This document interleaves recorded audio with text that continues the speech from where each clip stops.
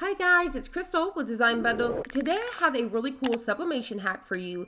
Did you know that you could apply Clear HTV on top of your sublimated designs? Now today, this right here, for example, is Caesar Sparkle Clear. This is kind of a milky, so I would recommend more of just a clear. So if you could find a sparkle that was super clear, highly recommend that. This one's a little bit milky, so you'll see at the end, it kind of gives it a little bit of a matte look, but that's okay.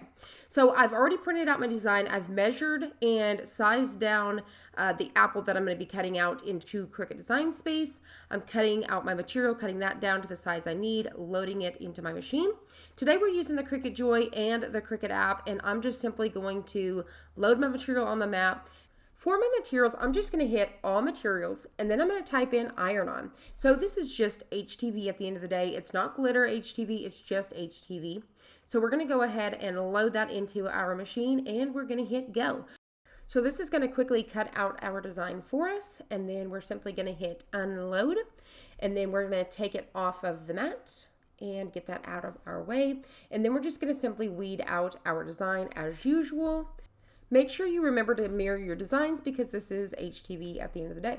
So I'm just going to weed that out, and then I'm going to line this up to my sublimation design over here just to make sure that it's going to fit perfectly. So everything looks good. We're ready to go. So we're using the Cricut 6x7 Easy Press today. You could definitely use your heat press, and it's going to be the same settings, 400 degrees for 60 seconds. So now we're going to go ahead and get our blank lined up. I've got my Cricut pad. I've got my blank here. This is a polyester zipper bag.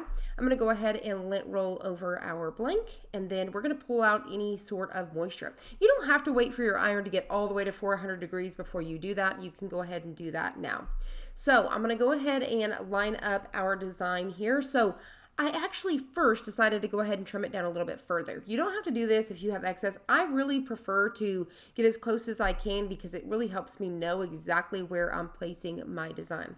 So we're going to go ahead and line this up. I was going to put it in the center, but I always do that, so I wanted to switch it up and move it over to the right corner. I've applied my heat resistant tape, and I'm going to go ahead and apply a butcher paper. This is baking sheets, if you will, and I'm absolutely in love with them. So we're going to go ahead and do that for 60 seconds. We're going to remove that baking sheet and peel off our paper. So looks good. So you could totally leave it like this. Looks amazing. I love it. Now, if you want to go further and you want to just kind of pop something a little bit different, like I said, I would highly recommend just using clear. You're going to go ahead and pop it on. Your temperature is going to be 315 for 15 seconds. So you're going to bring that temp down, and then you're just like that, you're going to peel it off. You notice with the baking sheets, nothing comes off. So it's going to keep your design. It's not going to pull some of that color out. So I highly recommend you guys use that. So you see how cool that is? It just kind of gives it a different texture. It gives it a different look. If you guys enjoyed this, if you found it helpful, please hit the like button down below and subscribe. And I'll see you on the next one.